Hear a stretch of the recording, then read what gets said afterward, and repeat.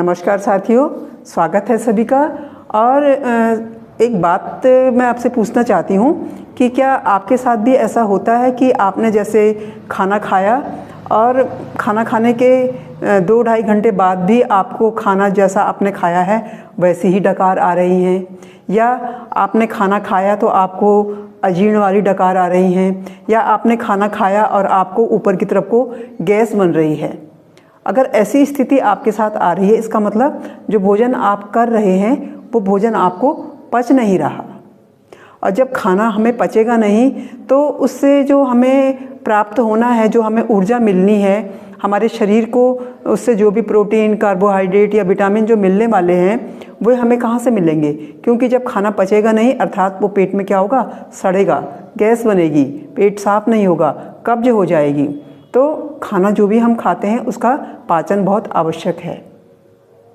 या तो आप के जीवन में आपकी जो फिजिकल एक्टिविटी है वो नहीं है, फिजिकल एक्टिविटी आप नहीं करते, उसका होना बहुत ज़रूरी है। और दूसरा जो मैं हमेशा कहती हूँ कि करो योग और रहो निरोग। आरोग्य रहने के लिए योग करना बहुत आवश्यक है। तो क्योंकि योग तो हमारे ऋषि मुनियों के द्वारा हमको दी हुई एक बहुत ही बड़ी विधा है। तो जो हम आसन करते हैं और जो प्राणायाम होते हैं, कुछ आसन आप ज़्यादा ना करें, कुछ आसन कर लें। उन आसनों को करने से आपका भोजन धीरे धीरे क्या है? पचने लग जाएगा। वरना कोई फ़ायदा नहीं है, आप कितने महंगे महंगे काजू किशमिश बादाम खा लीजिए, वो पचेगा नहीं आपको। तो फिर फ़ायदा क्या है? सड़ेगा केवल, वैसे का वैसा पेट से निकल जाएगा। जैसा आपने खाया था वैसा ही पेट से निकल जाएगा। तो क्या करना है हमें कि हमें भोजन पच जाए। तो साथियों, सबसे पहले तो क्या करना है? भोजन हमें पचे उसके लिए भोजन हमें सही समय पे करना है, सही तरीके से करना है। सही समय पे मैंने जैसे सुबह मतलब 8 बजे तक हम जो है अपना नाश्ता कर लें।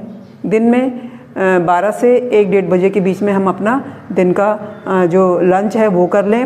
और रात का खाना हम करीब 7 से 8 बजे के बीच में करें, और वो कैसा हो? हमारा हल्का भोजन हो। फिजिकल एक्टिविटी भी करें। पानी जो है खाना खाने से 1 घंटा पहले पिए या 1 घंटा बाद में पिए, लेकिन सुबह खाली पेट अवश्य 1 गिलास या 2 गिलास गुनगुना पानी अवश्य पिए। तो उससे क्या होगा? हमारा जो सबसे पहले तो जो हमारा जो सिस्टम है सही समय पे खाना खाने का, वो सुधर जाएगा। दूसरे में हमें जब भी खाना खाना है तो आराम से खाना है, जल्दबाजी में नहीं खाना। और खाने को क्या करना है? चबा के खाना है। पहले कहते थे ना, पहले हमारे पुराने लोग कहते थे कि एक रोटी के ग्रास को 32 बार चबाइए। 32 बार चबाने से क्या होता है? जो हमारे दांत होते हैं ना वो उसको पीस देते हैं, और उसमें जो हमारे ये जो लार है, लार ग्रंथियाँ, लार उसमें मिलता जाता है, तो पेट में जाके वो उसको पचाने में सहायता करता है। क्योंकि जो हमारे आंतें होती है ना, हमारे आंतों के दांत नहीं होते हैं, इसलिए हमें भोजन को जो है अधिक मतलब चबा करके बारीक पीस करके अगर हम उसको पेट के पास भेजेंगे तो पेट को उसको पचाने में आसानी होगी। और वो अन्यथा क्या करेगा? आप बड़े बड़े टुकड़े मुंह पेट में डाल देंगे तो पेट भी उसको वैसे ही आगे धक्का मार देगा। आप छोटे बच्चों के देखते होंगे, जब सुबह उनका पेट साफ होता है तो जो उनको अगर आपने कोई उनको हार्ड चीज़ खिलाई तो उनके जो मतलब उनके लैट्रिन में वैसा ही निकला होता है वो। तो इसका मतलब उनको पचा नहीं है। तो वो तो चलो बच्चा है, लेकिन बड़े व्यक्ति का अगर ऐसा हो, वो पचे ना, गैस बने, पेट सड़े, पेट में भोजन सड़ेगा, गैस बनेगी, तो ये सब चीज़ें से हमको कुछ भी खाने से कोई फ़ायदा नहीं है, क्योंकि वो हमारे शरीर पर लगेगा नहीं। इसके साथ ही साथ कुछ आसन भी हैं, इन आसनों को करने से भी हमारा जो है पाचन दुरुस्त हो जाएगा। तो क्या करना है? एक तो इसी तरीके से ही देख लीजिए, जैसे मैं वज्रासन में बैठी हुई हूँ इस तरीके से, और ऐसे बैठ जाएंगे। खाना खाने के बाद ये आसन जो है खाना खाने के बाद कर सकते हैं। इसे केवल एकमात्र वज्र आसन ही है जो कि खाना खाने के बाद किया जा सकता है। वज्रासन में बैठ के दोनों हाथों को इस तरीके से बैठ लेंगे, कमर सीधी कर लेंगे और लंबा गहरा सांस लेंगे।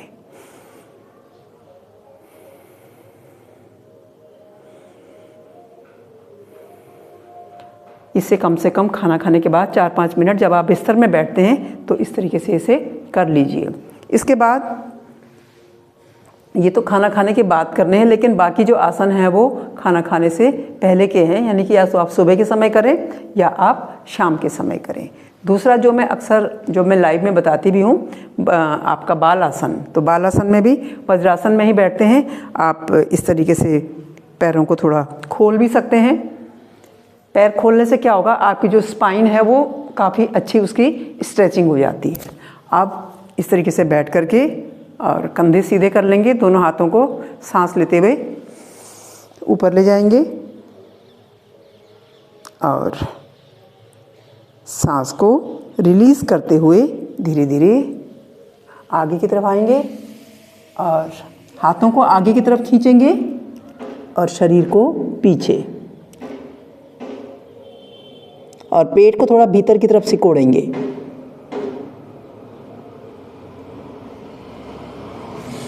फिर सांस लेते हुए धीरे धीरे ऊपर आ जाएंगे। ऐसा करने से क्या होता है कि हमारे पेट पे दबाव पड़ता है और हमारी जो जठर अग्नि है वो प्रज्वलित होती है, तो हमारा जो एक्टिवेट होती है। तो इसे हम कम से कम 2-3 बार कर लें। खाने को पचाने के लिए करना है तो इस तरीके से आप 2 बार और कर लेंगे, इस तरीके से।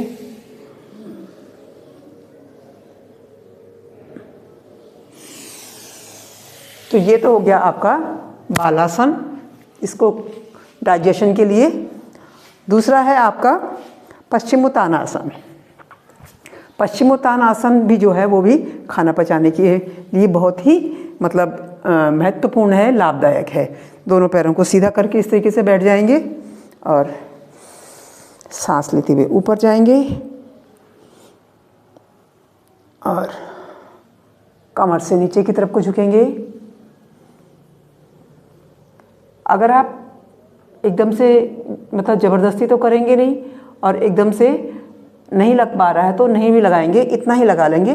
थोड़ा पेट पे दबाव ज़रूर डालेंगे, पेट को भीतर की तरफ दबाएंगे और इतना ही कर लीजिए एक बार।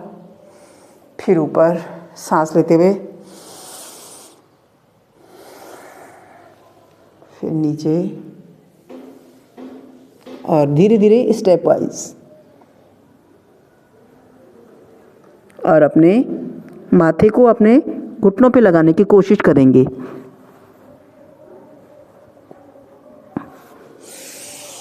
फिर ऊपर जाएंगे,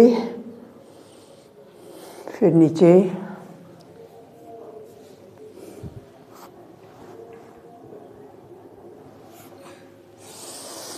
क्या होता है कि जब हम पश्चिमोत्तानासन करते हैं तो हमारे पेट पे दबाव पड़ता है।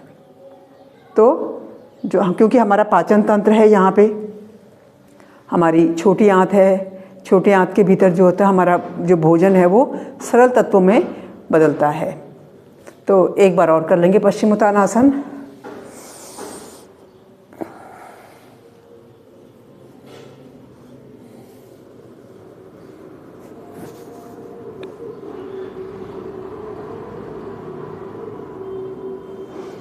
और फिर से ऊपर आ जाएंगे।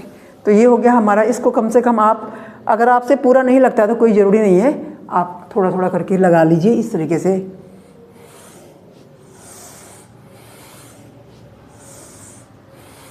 बैक को पीछे से खींचेंगे, पीछे से मतलब मोड़ेंगे, यहाँ से नहीं मोड़ना, यहाँ से मोड़ना है।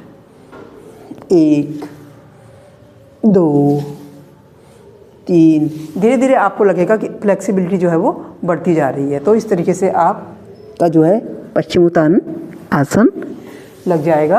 और इसके बाद एक आसन और बता देती हूँ। इतना अगर आप कर लेंगे प्रतिदिन, और एक प्राणायाम भी बताऊँगी, तो खाना जो है वो सही से पचने लग जाएगा आपका। साथियों, कहते हैं ना, बहुत सारे लोग तो कहते हैं कि ये सब कुछ किसके लिए हो रहा है, खाने के लिए ही तो हो रहा है, हैं? तो और जब वो खाना ही ना पचे तो फिर क्या फ़ायदा। अब पवन मुक्तासन करेंगे तो एक एक पैर से कर लेंगे। पहले इस पैर को ऐसे दबाएंगे, 1 2 3 4। तो इससे भी हमारा जो है भोजन पचता है। दोनों पैरों को एक साथ मोड़ेंगे,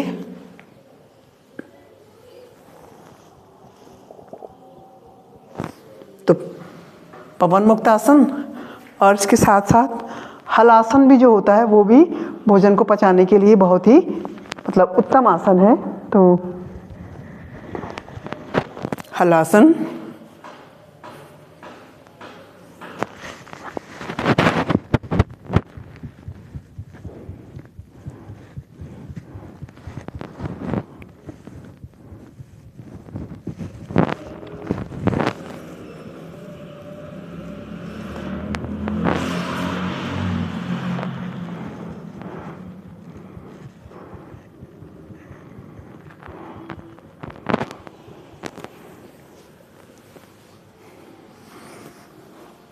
यदि आप इतना भी कर लेते हैं, मतलब प्रत्येक आसन को 2 से 3 बार करेंगे, तो उससे क्या होगा, धीरे धीरे आपका जो पाचन है वो सही हो जाएगा, गैस भी नहीं बनेगी, और जो भी आप खाएंगे वो शरीर को मिलेगा।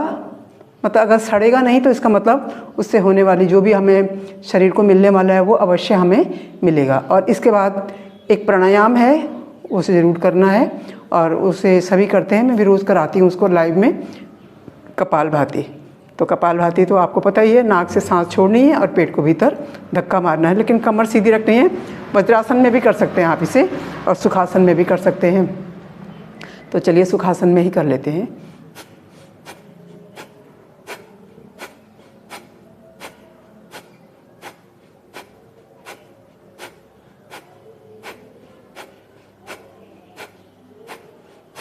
तो 20 बार मैंने यहाँ पे सांकेतिक रूप से किया है। आप इसे करीब मतलब 20-25 बार से ही स्टार्ट करेंगे, धीरे धीरे 50 और उसके बाद 100, और इसके बाद धीरे धीरे आप इसको बढ़ाते जाएंगे। कमर सीधी रखनी है, कंधे सीधे रखने हैं, और इस तरीके से।